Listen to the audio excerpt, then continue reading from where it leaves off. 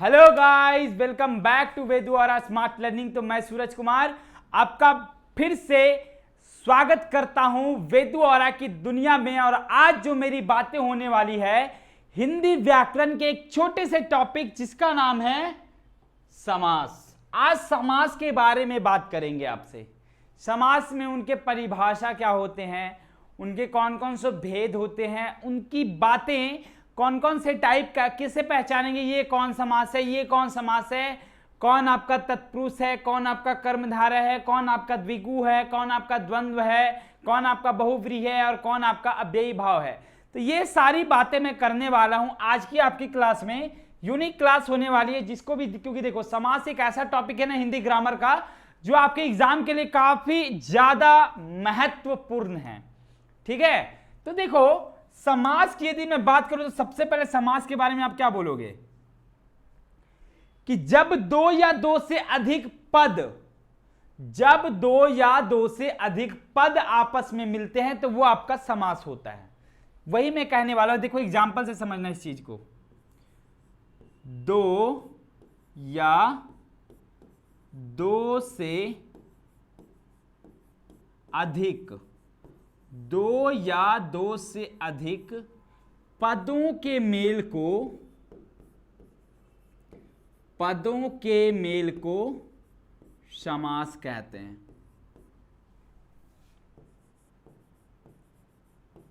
ठीक है, समास कहते हैं। दो या दो से अधिक पदों के मेल को समास कहते हैं। अब पद क्या? पद मतलब एक ऐसा शब्द जिसका कुछ मतलब निकलता हो। कहने का सेंस ये कि जब आप लिखोगे क्या, जैसे मैंने एक एग्जांपल लिखा है, जैसे मैंने लिखा तीन भुजाओं वाला। मैंने क्या लिखा है? तीन भुजाओं वाला। मतलब क्या? त्रिभुज। तीन भुजाओं वाला कहने का मतलब क्या हुआ? ये त्रिभुज है या नहीं है? तीन भुजाओं वाला मतलब त्रिभुज। तो ये दो या दो से अधिक पद नहीं है क्या? और ये सारे पद मिलकर एक क्या बना दिए? एक शब्द बनाए जो आपका त्रिभुज बना है। दिस इज कॉल्ड, यही आपका समास कहा जाता है। अर्थात इट मीन्स समास को आप दो तरीके से समझ पा रहे हो कि नहीं? एक बिखरा हुआ और एक जुटा हुआ, एक टूटा हुआ और एक जुटा हुआ, ऐसे समझ सकते हो कि ये जो आपका समास है बाबू, देखो ये जो एक्चुअल में आपका समास है, इसको मैं पहले क्रॉप आउट करता हूं, एक मिनट देखना ध्यान से।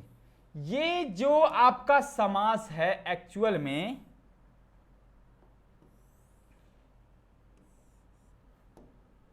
देखना ये दो तरीके से आप समझ सकते हैं इसको। ये जो समास है वो दो तरीके से आपका मिलकर बना हुआ होता है।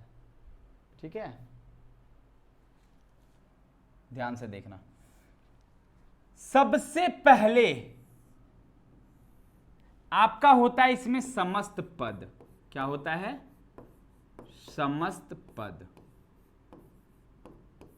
ठीक है, समस्त पद। और एक आपका होता है समास विग्रह। क्या होता है? समास विग्रह। एक आपका समस्त पद और एक आपका समास विग्रह। ये दो तरीके से आपके क्या होते हैं? समास बटे होते हैं। ठीक है, अब कहोगे सर समस्त पद क्या है, समास विग्रह क्या है? सारी बातों को समझेंगे बट धीरे धीरे, क्योंकि आप एक बहुत इंपॉर्टेंट, बहुत ही महत्वपूर्ण चैप्टर पढ़ रहे हो, तो सारी बातों का मतलब आपको समझ में आना जरूरी है। समस्त पद की मैं बात करूं तो समस्त पद मतलब होता है कि पदों को मिलाकर बनाया गया शब्द। पदों को मिलाकर बनाया गया शब्द।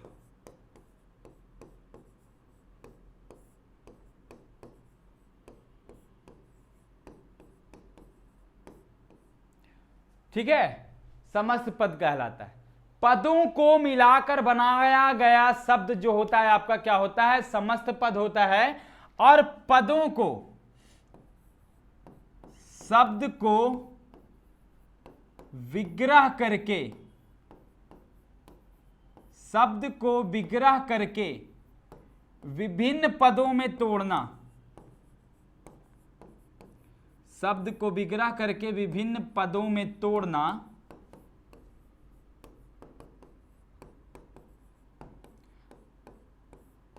आपका समास विग्रह होता है। दो बातें, सबसे पहली बात, पदों को मिलाकर बनाया गया शब्द आपका समस्त पद होता है, और शब्दों को विग्रह करके विभिन्न पदों में तोड़ना आपका क्या कहलाता है? समास विग्रह कहलाता है। इतनी बातें हो गई, किसी को कोई दिक्कत नहीं होगा, क्योंकि अभी मैं जो करने वाला हूं उसको मैं आप ध्यान से समझोगे। जैसे मैंने लिखा है एक एग्जाम्पल, एग्जाम्पल में मैंने लिखा है सिंपल सा, 10 है सिर जिसका, 10 है सिर जिसका, अर्थात क्या? अर्थात आप बोल सकते हो दशानन। 10 है सिर जिसका अर्थात क्या? दशानन। कहने का मतलब है ये जो टर्म आपके दो टर्म दिख रहे हैं कि नहीं, यहां पे एक आपके ये टर्म दिख रहे हैं और एक आपके ये टर्म दिख रहे हैं। जो 10 है सर जिसका, वो आपका अभी काम क्या कर रहा है? वो अभी आपका समास विग्रह का काम कर रहा है, क्योंकि ये विभिन्न पदों में टूटे हुए हैं, बहुत सारे पदों में टूटे हुए हैं, और बहुत सारे पदों को जोड़कर एक शब्द बनाया गया है। वो आपका क्या है? समस्त पद। वो आपका क्या है? समस्त पद। यही है आपका समास का दो रूप। समझ में आ गई? और इसी पर समास के सारी प्रक्रियाएं जो भी होती है इसी पर टिकी होती है, इसी दो टर्म पे। एक आपका समास विग्रह और एक आपका समस्त पद। ये दो बात क्लियर हो गई इतनी। अब आगे बढ़ते हैं तो आता है आपका समास का प्रकार। देखो यहां पे ध्यान से समझना, लिखेंगे समास के प्रकार। राइटिंग पे मत जाना भाई, राइटिंग मेरा बेकार है हिंदी का, ठीक है? आपको समझ में आना चाहिए, वो ज्यादा जरूरी है। देखो समास के प्रकार, कितने प्रकार होते हैं समास के बता सकते हो? यदि हिंदी ग्रामर की मैं बात करूं तो हिंदी व्याकरण में आपके समास के 6 प्रकार होते हैं। कितने? 6 होते हैं, ठीक है? अब होते कौन कौन है तो चलो नाम देखता हूं सबका। सबसे फर्स्ट जो नाम है वो आपका है तत्पुरुष समास। क्या है? तत्पुरुष समास। फिर दूसरा जो है आपका क्या है? कर्मधारय समास।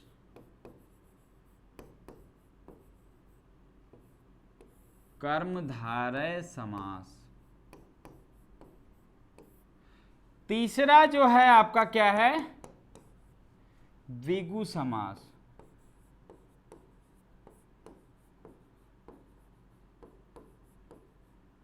द्विगु समास।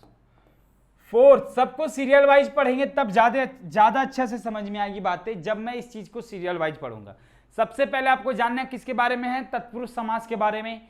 फिर आपका कर्मधारय समास होता है, फिर आपका द्विगु समास होता है, फोर्थ जो है आपका वो है आपका द्वंद्व समास।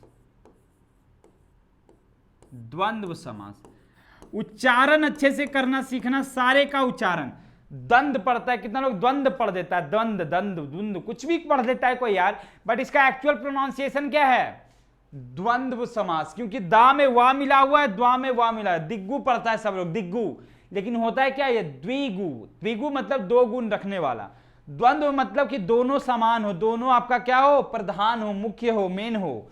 आपका कर्मधारय मतलब कर्म धारण करने वाला। तत्पुरुष मतलब क्या? तत् मतलब होता है आपका कारक, कारक का विभक्ति चिन्ह रखता हो। ये एक्चुअल में सारी बातें हो रही है, देखो पर ध्यान से देखते जाना। द्वंद्व के बाद आपका आता है 5th नंबर बहुव्रीहि। बहुव्रीहि समास। ओके, ये हुआ। फिर आपका जो 6th नंबर पे आता है वो आता है आपका अव्ययी भाव समास। क्या आता है? अव्ययी भाव समास। ये आपके 6 टाइप हो गए किसके? समास के। जो आपको जानने हैं, चाहो तो इसका स्क्रीनशॉट ले लो पहले कि कौन कौन से ऐसे समास हैं जिसके बारे में आपको हिंदी में जानने हैं। तो यही 6 हैं: तत्पुरुष समास, कर्मधारय समास, द्विगु समास, द्वंद्व समास और आपका बहुव्रीहि समास, और लास्ट आपका अंतिम जो होता है वो आपका होता है अव्ययी भाव समास। ये 6 समास आपको जानने होते हैं। एक एक करके सारे समास के बारे में देखेंगे और समझेंगे इस चीज को। ठीक है, देखो सबसे पहले मैं समझता हूं तत्पुरुष समास को।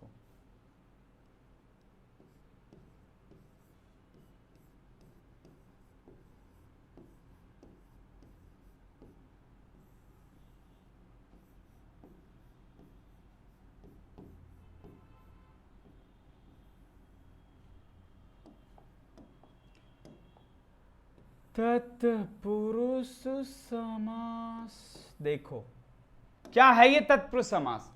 देखो सिंपल सी बात, चाहे आप द्विगु समास बोलो, चाहे आप तत्पुरुष समास बोलो, चाहे आप कर्मधारय समास बोलो, इन तीनों समास की जो सबसे अच्छी बात है वो ये है कि इन तीनों समास में आपका जो दूसरा पद होता है ना वो प्रधान होता है। दूसरा पद जो होता है वो मेन होता है, मुख्य होता है, प्रधान होता है। ठीक है, तो देखो कहने क्या जा रहा हूं मैं, जैसे आप ऐसे लिखोगे इसको, वह समास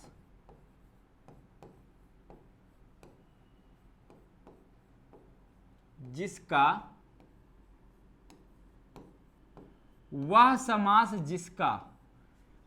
दूसरा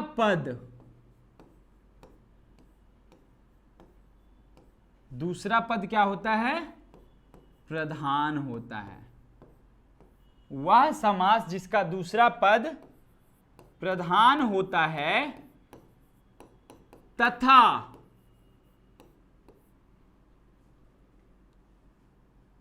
विग्रह करने पर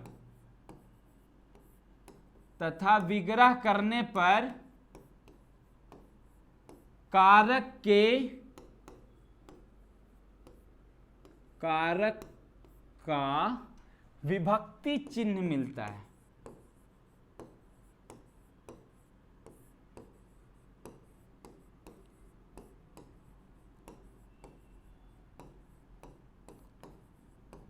क्या कहलाएगा? तत्पुरुष समास कहलाता है। तत्पुरुष समास कहलाता है।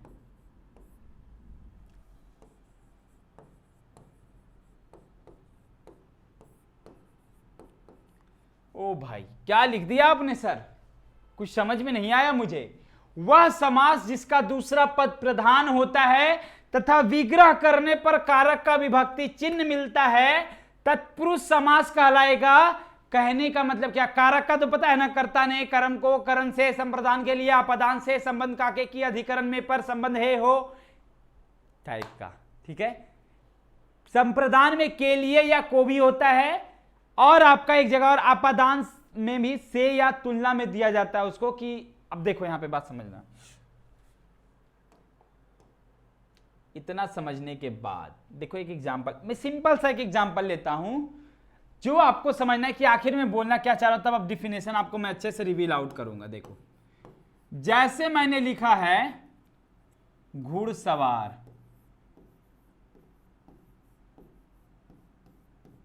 क्या लिखा है मैंने? घुड़सवार। अच्छा, घुड़सवार कहने का मतलब क्या हुआ? घुड़सवार कहने का मतलब हुआ घोड़े पर होके सवार। ठीक है, तो मैंने लिखा क्या? घोड़े पर सवार। घोड़े पर सवार। जरा बताना मुझे भाई लोग, बहन लोग, दोस्त लोग, कि आपका जो ये घुड़सवार है, घोड़े पर सवार, ये जो आपका विग्रह करने पर आया है वो क्या आया है? पर। और पर आपका अधिकरण तत्पुरुष इसको बोल सकते हो कि नहीं बोल सकते हो? क्योंकि अधिकरण में ही तो आपका में या पर होता है ना। अधिकरण तत्पुरुष इसको बोल सकते हो क्योंकि आपके विग्रह करने पर क्या आ रहे हैं? पर आ रहे हैं, और अधिकरण में पर ही होता है। मतलब जैसे इस चीज को आपने समझा कि विग्रह करने पर आपका कारक का विभक्ति चिन्ह आ रहा है, साथ ही साथ बात किसकी हो रही है? घोड़े की या उसके सवारी की? घोड़े पर सवार। अब घोड़े पर सवार मतलब बात घोड़े की नहीं हो रही है, बात सवार की हो रही है, जो उस पे सवार है। मतलब ये आपका प्रधान होता है, मतलब इसको आप क्या बोल सकते हो ऐसे, ये आपका प्रधान हुआ और आपका विग्रह करने पर कारक का विभक्ति चिन्ह आया। दोनों क्राइटेरिया जैसे ही फुलफिल होता है आप बोल सकते हो कि दिस इज द, यही है आपका क्या, तत्पुरुष समास। यही आपका क्या है, तत्पुरुष समास है। वही मैंने लिखा है ना, देखो आप लाइन पढ़ना ऊपर का। वह समास जिसका दूसरा पद प्रधान होता है तथा विग्रह करने पर कारक का विभक्ति चिन्ह आता है या मिलता है, वही आपका क्या है, तत्पुरुष समास है। जैसे मैंने लिखा ना, घोड़े पर सवार, घुड़सवार, घुड़सवार मतलब घोड़े पर सवार, और पर आपका अधिकरण में पर होता है, पता ही होगा। कारक में विभक्ति चिन्ह पढ़े होगे ना आप लोग, तो कर पर हो गया, मतलब अधिकरण तत्पुरुष ये हो जाएंगे। एक और एग्जाम्पल, बहुत सारे एग्जाम्पल मैं लेकर देखता हूं, देखो तो सेकेंड एग्जाम्पल देखना। मैंने लिखा राजपुत्र, हे राजपुत्र अब बस भी करो। राजपुत्र मतलब क्या हुआ, राजपुत्र मतलब हुआ, बता दो इसको तोड़ने पर बिल्कुल सही, राजा का पुत्र। ओए पुत्र, राजा का पुत्र, पुत्र। अब बताना कि बात किसकी हो रही है यहां पे, पहले ये बताओ, बेटे की या राजा की। तो राजपुत्र, हे राजपुत्र मतलब राजा की बात नहीं हो रही है, आपको उसके बेटे की बात बताई जा रही है। जानते हैं आपके जो राजपुत्र है ना, आपका जो पुत्र है मतलब राजा का पुत्र है, आज बहुत बड़ा काम कर दिया, मतलब यहां पर बात आपके पुत्र की हो रही है, तो ये आपका प्रधान हो गया ना, ये आपका प्रधान हो गया, हो गया मित्रों, ये आपके प्रधान हो गए। अब जो आपका होने वाला है ये वाली बात, ये क्या होने वाला है मित्रों, ये आपका होने वाला है का। अब बताओ, कर्ता ने कर्म को करण से संप्रदान के लिए या को संबंध का के की, सॉरी अपादान से और संबंध का के की, यहां पर का है ना, मतलब ये आपका संबंध तत्पुरुष है। क्या है, संबंध तत्पुरुष है। और जैसे ही आपको संबंध तत्पुरुष दिख रहे हैं, आप इस बात को समझ चुके हो कि ये आपका क्या है, तत्पुरुष समास है। स्वाहा, समझ में आ गया, बात समझ में आ गई तत्पुरुष समास की। तोड़ो और तोड़ने के बाद देखो दूसरा पद प्रधान है कि नहीं, यदि है तो ठीक है, दूसरा क्राइटेरिया कि आपका ये सॉरी आपका विग्रह करने पर काला का विभक्ति चिन्ह आ रहा है कि नहीं आ रहा है। बात क्लियर है यहां तक। आज एक और समास की मैं बात करूंगा, उसके बाद अगले क्लास में बाकी 4 समास को अच्छे से देखेंगे। देखो दूसरा समास आपका बड़ा अच्छा नाम है, देखो तो, देखो देखो क्या ये पेड़ है, चादर ताने या खड़ा कोई। कर्मधारय समास,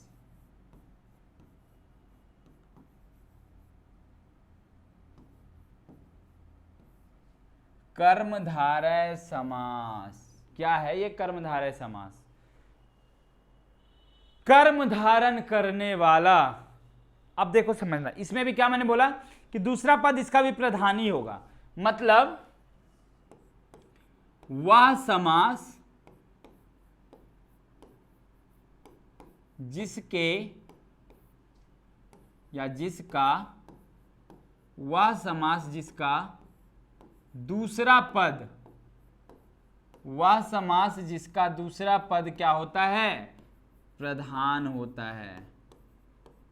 वह समास जिसका दूसरा पद प्रधान होता है तथा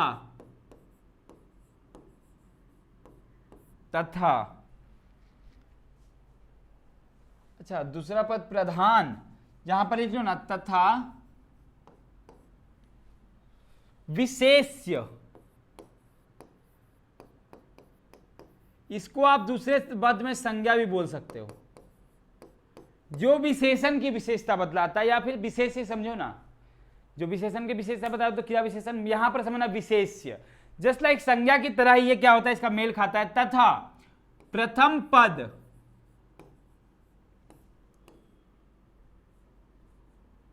विशेषण होता है,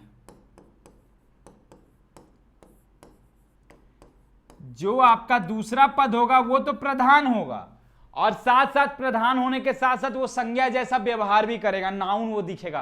अरे ये नाउन है, नाउन समझते हो ना, किसी व्यक्ति वस्तु या स्थान के सारे नामों को क्या कहते हैं, संज्ञा कहते हैं। विशेषण होता है उसे क्या कहते हैं, उसे कर्मधारय समास कहते हैं।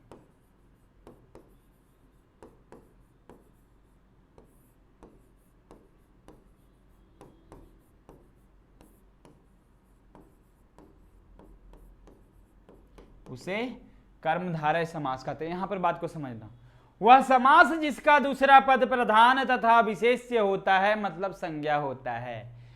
तथा प्रथम पद विशेषण होता है, उससे क्या कहते हैं, हम कर्मधारय समास कहते हैं। देखना, एक बात मैं लिख रहा हूं, जैसे मैंने लिखा नील कमल, क्या मैंने लिखा है, अच्छा नील कमल कहने का मतलब क्या हुआ, इसको तोड़ना, पहले तोड़ दो, तोड़ दिया। नीला है जो कमल, नीला है जो कमल। अब बताओ, नीला है जो कमल मतलब क्या, नीला और कमल। कमल आपका क्या कह रहा है, संज्ञा कह रहा है ना, ये संज्ञा है, यस दिस इज नाउन,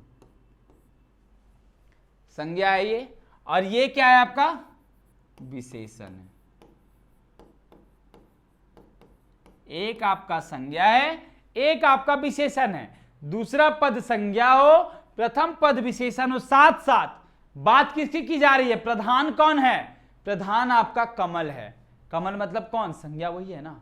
अरे कमल तो आपका जातिवाचक संज्ञा है ना, ये तो बात पता ही है आपको।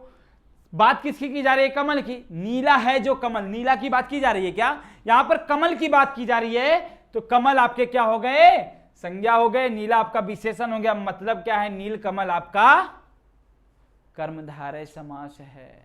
समझ में आ रही है, आ गया ना समझ में। चलो आगे बढ़ता हूं। देखो मैं लिखूं महात्मा, क्या लिखा मैंने, महात्मा। क्या लिखोगे इसको, महात्मा को, महान है जो आत्मा, महान है जो आत्मा। तोड़ोगे तो यही होगा ना, समास विग्रह तो आपका यही होगा, महान है जो आत्मा। अर्थात कहने का मतलब हुआ कि महान और आत्मा ये दो शब्द आपके बने। आत्मा आपका क्या, नाउन ही हो ना, हर शरीर के अंदर क्या है, एक आत्मा होती है। तो आत्मा आपका क्या हो गया, संज्ञा हो गया, आत्मा आपका संज्ञा हो गया। और जो ये महान है, वो महान क्या है आपका, संज्ञा या सर्वनाम की विशेषता बतलाने वाला आपका क्या होता है, विशेषण होता है। कहने का मतलब ये आपका विशेषण है या नहीं है। तो अब बताओ, जरा ध्यान से देखो, दूसरा पद आपका संज्ञा या विशेष्य, प्रथम पद आपका विशेषण। कहने का मतलब ये आपका जो बता रहा है वो एक्चुअल में क्या बता रहा है, कर्मधारय समास, कर्म धारण करने वाला समास। This is okay. तो ये हो गया आपका क्या, कर्मधारय समास हो गया। तो आज मेरी बातें जो हुई है आपकी तत्पुरुष समास और कर्मधारय समास पे हुई है। अगले क्लास में जो बाकी 4 टाइप बचे हुए हैं उस पे मेरी बातें होगी। आज के लिए बस इतना ही। होप सो आपने हिंदी की इस क्लास को एंजॉय किया होगा। आगे फिर से मिलते एक नए सेशन के साथ, तब तक के लिए धन्यवाद, अपना ख्याल रखें।